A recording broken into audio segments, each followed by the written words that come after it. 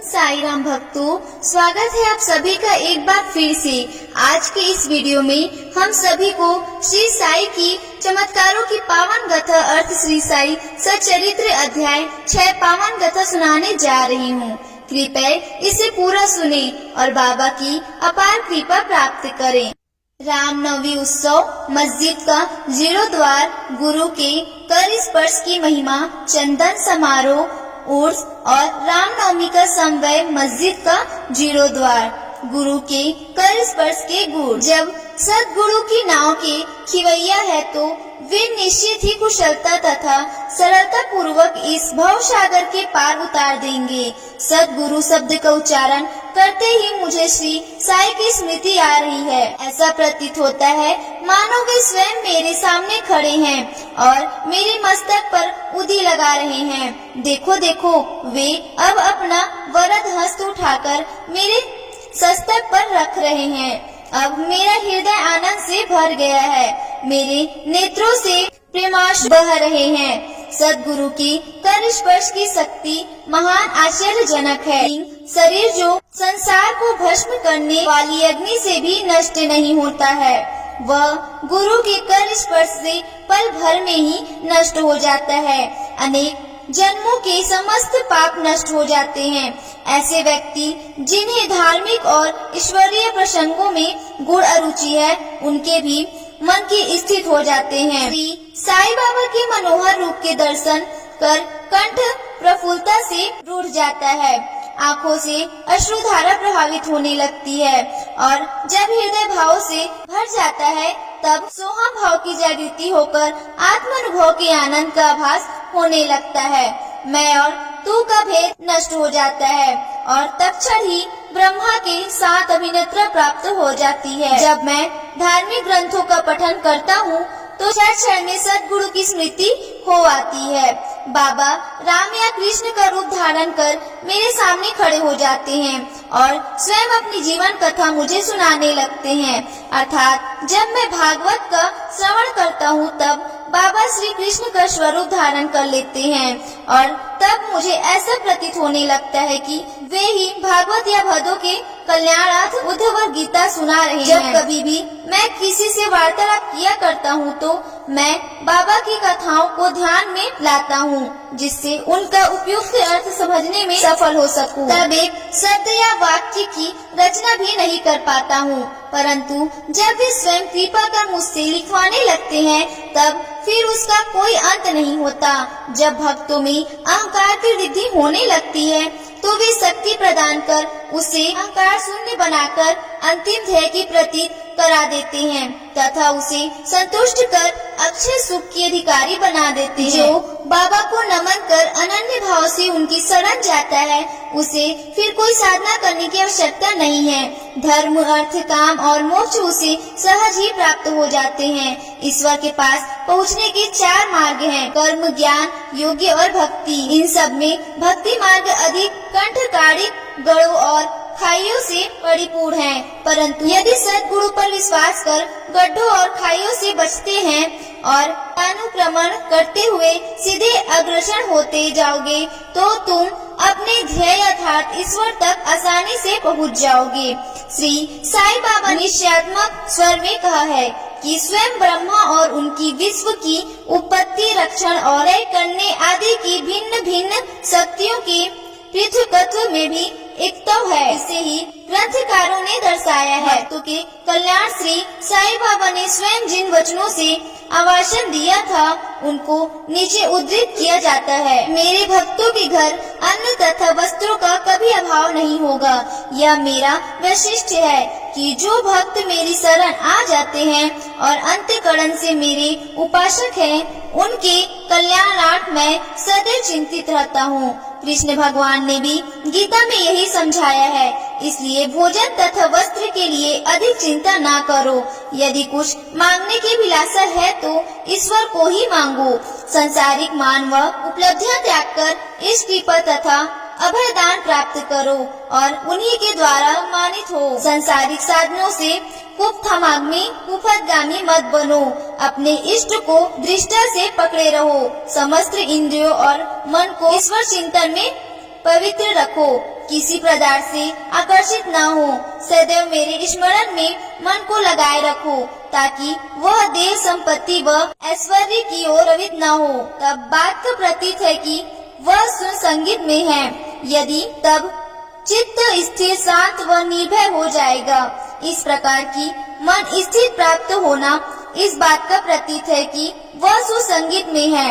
यदि चित्त की चंचलता नष्ट न हुई हो तो उसे एकाग्र नहीं किया जा सकता। बाबा के उपयुक्त शब्दों को उद्धृत कर ग्रंथकार शिरडी के रामनवमी उत्सव का वर्णन करता है। शिरडी में मनाए जाने वाले उत्सव में रामनवमी अधिक धूमधाम से मनाई जाती है।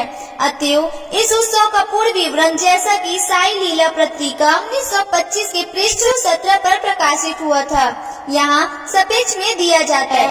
प्रारंभ। कोपर गांव में श्री गोपाल राव गुंड नाम के एक इंस्पेक्टर थे। वे बाबा के परम भक्त थे। उनकी 3 स्त्रियां थी, परंतु एक भी संतान न थी। श्री साई बाबा की कृपा से उन्हें एक पुत्र रत्न की प्राप्ति हुई।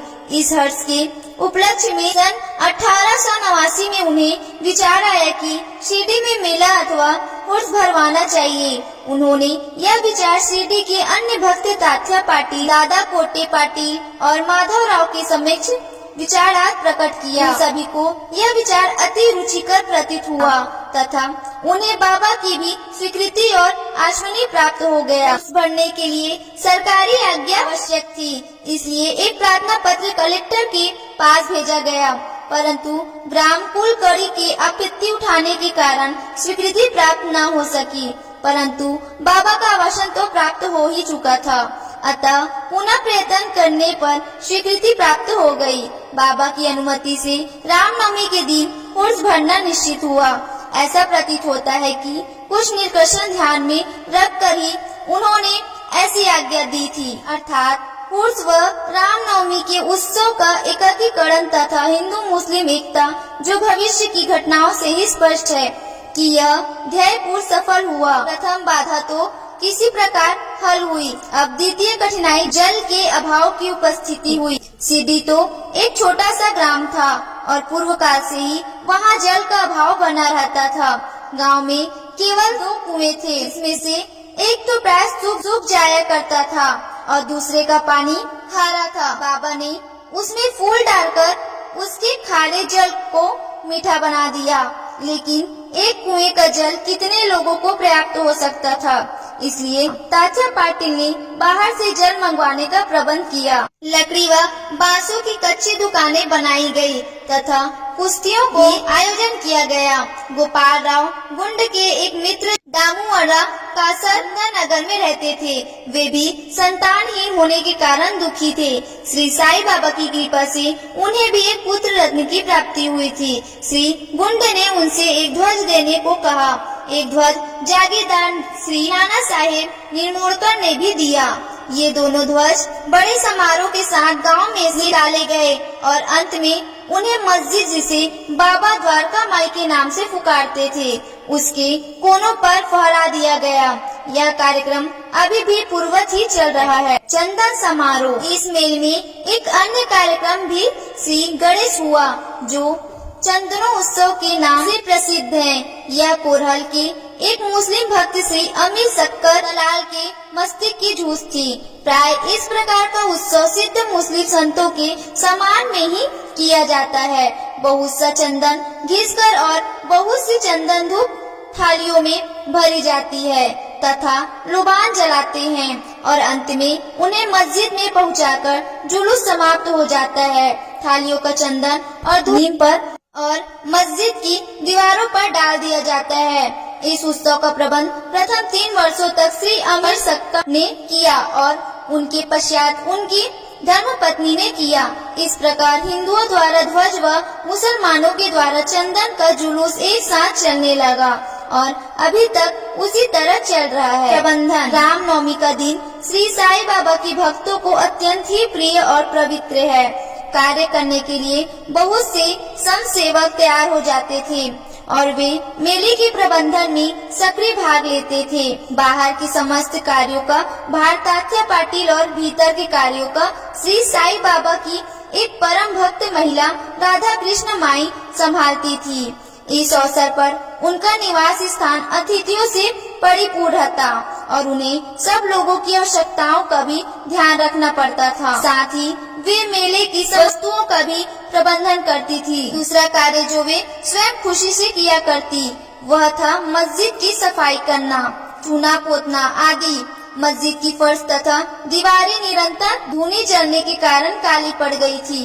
जब रात्रि को बाबा चावड़ी में विश्राम करने चले जाते तब वे यह कार्य कर लिया करती थी। समस्त वस्तुएं धूनी सहित बाहर निकाली पड़ती थी और सफाई व पोताई हो जाने के पश्चात पूर्ववत सजा दी जाती थी। बाबा का अत्यंत प्रिय कार्य गरीबों को भोजन कराना भी इस कार्यक्रम का एक अंग था। इस कार्य के लिए वृहद भोज का आयोजन किया जाता था और अनेक प्रकार की मिठाइयाँ बनाई जाती थी। यह सब कार्य राधा कृष्ण माई के निवास स्थान पर ही होता था। बहुत से धनाढ्य व श्रीमंत भक्त इस कार्य में आर्थिक सहायता पहुँचाते थे। उर्स का रामनवमी के त्योहार में समन्वय सब कार्यक्रम इसी तरह उत्तम प्रकार से चलता रहा और मेले का महत्व सैने बढ़ता ही गया। सन 1911 में एक परिवर्तन हुआ।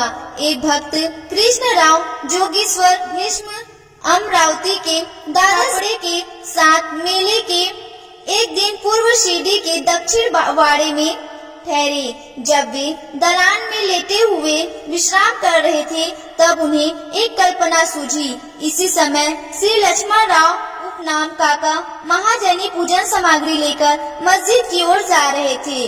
उन दोनों में विचार विनिमय होने लगा और उन्होंने सोचा कि ये शिरडी में उर्स व मेला ठीक रामनवमी के दिन भी भरता है। इसमें अवश्य ही कोई गूढ़ रहस्य निहित है।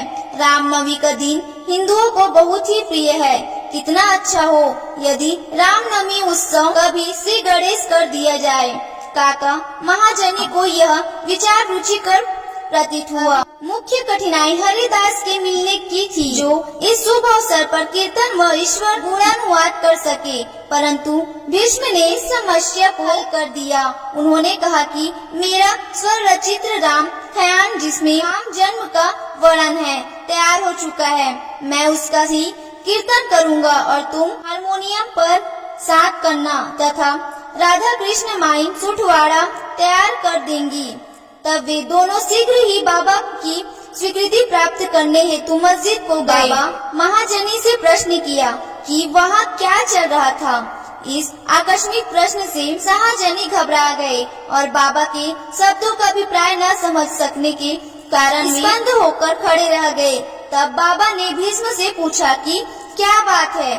भीष्म ने रामनवमी उत्सव मनाने का विचार बाबा के समक्ष प्रस्तुत किया तथा स्वीकृति देने प्रार्थना की। बाबा ने भी सहर्ष अनुमति दे दी। सभी हर्षित हुए और राम जन्म उत्सव मनाने की तैयारी करने लगे। दूसरे दिन रंग बिरंगी झंडियों से मस्जिद सजा दी गई। श्रीमती राधा कृष्ण माई ने एक पालना लाकर बाबा के आसन के समक्ष रख दिया और फिर उत्सव प्रारंभ हो गया। भीष्म कीर्तन करने को खड़े हो गए और महाजनी हारमोनियम पर उनका साथ करने लगे। तभी बाबा ने महाजनी को बुलावा भेजा। यहाँ महाजनी संकेत थे कि बाबा उत्सव मनाने की आज्ञा देंगे भी या नहीं, परंतु जब वे बाबा के समीप पहुँचे तो बाबा ने उनसे प्रश्न किया, यह सब क्या है, यह पालना क्यों रखा गया है। महाजनी ने बतलाया कि रामनवमी का कार्यक्रम प्रारंभ हो गया है और इसी कारण यह पालना यहाँ रखा गया है। बाबा ने निम्बल से 2 हार उठाए। उनमें से एक हार तो उन्होंने काका जी के गले में डाल दिया तथा दूसरा भीष्म के लिए भेज दिया। अब कीर्तन प्रारंभ हो गया था। कीर्तन समाप्त हुआ तब श्री राजा राम की उच्च स्वर से जय जयकार हुई। कीर्तन के स्थान पर गुलाल की वर्षा की गई। जब हर कोई प्रसन्नता से झूम रहा था तब अचानक ही गरजती हुई ध्वनि उनके कानों पर पड़ी। वस्तु जिस समय गुलाल की वर्षा हो रही थी उसके कुछ कण अनायासी बाबा की आंख में चले गए। तब बाबा एकदम क्रोध होकर उच्च स्वर में अपशब्द कहने वह कोसने लगे। यह दृश्य देखकर सब लोग भयभीत होकर सिर पिटाने लगे। बाबा के स्वभाव से भली भांति परिचित अंतरंग भक्त भला इन अपशब्दों का कब बुरा मानने वाले थे। बाबा के इन शब्दों तथा वाक्यों को उन्होंने आशीर्वाद समझा।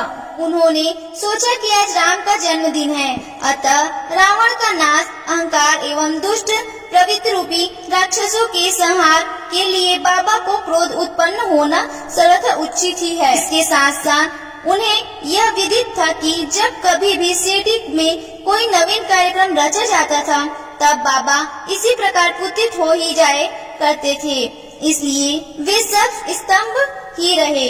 इधर राधा कृष्ण माई भी भयभीत थी कि कहीं बाबा पालना न तोड़फोड़ डाले, इसलिए उन्होंने काका महाजनी से पालना हटाने के लिए कहा, परंतु बाबा ने ऐसा करने से उन्हें रोका। कुछ समय पश्चात बाबा शांत हो गए और उस दिन की महापूजा और आरती का कार्यक्रम निर्विघ्न समाप्त हो गया। उसके बाद काका महाजनी ने बाबा से पालना उतारने की अनुमति मांगी, परंतु बाबा ने अस्वीकृति करते हुए कहा कि अभी उत्सव संपूर्ण नहीं हुआ है। अगले दिन गोपाल काठा उत्सव मनाया गया, जिसके पश्चात बाबा ने पालना उतारने की आज्ञा दे दी। उत्सव में दही मिश्रित पोहा एक मिट्टी के बर्तन में लटका दिया जाता है और पोहा सबको वितरित कर दिया जाता है। जिस प्रकार की श्री कृष्ण ने ग्वालों के साथ किया था, रामनवमी उत्सव इसी तरह दिन भर चलता रहा। दिन के समय 2 ध्वजों का जुलूस और रात्रि के समय चंदन का जुलूस बड़ी धूमधाम और समारोह के साथ निकाला गया। इस समय के पश्चात ही उर्स रामनवमी के उत्सव में परिवर्तित हो गया। अगले वर्ष से रामनवमी के कार्यक्रमों की सूची में वृद्धि होने लगी। श्रीमती राधा कृष्ण माई ने चैत्र की प्रतिपदा से नाम सप्ताह प्रारंभ कर दिया। सब भक्त इसमें बारी बारी से भाग लेते थे। वे भी प्रातः काल सम्मिलित हो जाया करती थी। देश के सभी भागों में रामनवमी का उत्सव मनाया जाता था, इसलिए अगले वर्ष हरिदास के मिलने की कठिनाई पुनः उपस्थित हुई, परंतु उत्सव के पूर्व ही यह समस्या हल हो गई। 5-6 दिन पूर्व श्री महाजन बाला बुआ से अकस्मात भेंट हो गई। वह साहेब आधुनिक तुकाराम के नाम से प्रसिद्ध थे और इस वर्ष कीर्तन का कार्य उन्हें ही सौंपा गया। अगले वर्ष सन 1913 में श्री हरिदास गृहस्थित कवटे ग्राम में प्लेग का प्रकोप होने के कारण अपने गांव में हरिदास का कार्य नहीं कर सकते। इस वर्ष वे शिरडी में आए। काका साहेब दीक्षित ने उनके कीर्तन के लिए बाबा ने अनुमति प्राप्त की। बाबा ने भी उन्हें यथेष्ट पुरस्कार दिया। सन 1914 से हरिदास की कठिनाई बाबा ने सदैव के लिए हल कर दी। उन्होंने यह कार्य स्थायी रूप से दास गरु महाराज को सौंप दिया। तब से वे इस कार्य को वृत्ति से सफलता और विद्वता पूर्वक पूर्ण लगन से निभाते रहे। सन 1912 से उत्सव के अवसर पर लोगों की संख्या में उत्तरोत्तर वृद्धि होने लगी। चैत्र शुक्ल अष्टमी से द्वादशी तक शिरडी में लोगों की संख्या में इतनी वृद्धि हो जाया करती थी मानो मधुमक्खी का छत्ता ही लगा हो। दुकानों की संख्या में वृद्धि हो गई। प्रसिद्ध पहलवानों की कुश्तियां होने लगी। गरीबों को बृहद स्तर पर भोजन कराया जाने लगा। राधा कृष्ण माई के घोर परिश्रम के फलस्वरूप शिरडी को संस्थान का रूप मिला। संपत्ति भी दिन प्रतिदिन बढ़ने लगी। एक सुंदर घोड़ा, पालकी रथ और चांदी के अन्य पदार्थ, बर्तन, पात्र, शीशी इत्यादि भक्तों ने उपहार में भेंट किए। उत्सव के अवसर पर हाथी भी बुलाया जाता था। यद्यपि संपत्ति बहुत बड़ी, परंतु बाबा उस सबसे सदा निरपेक्ष ही रहते थे।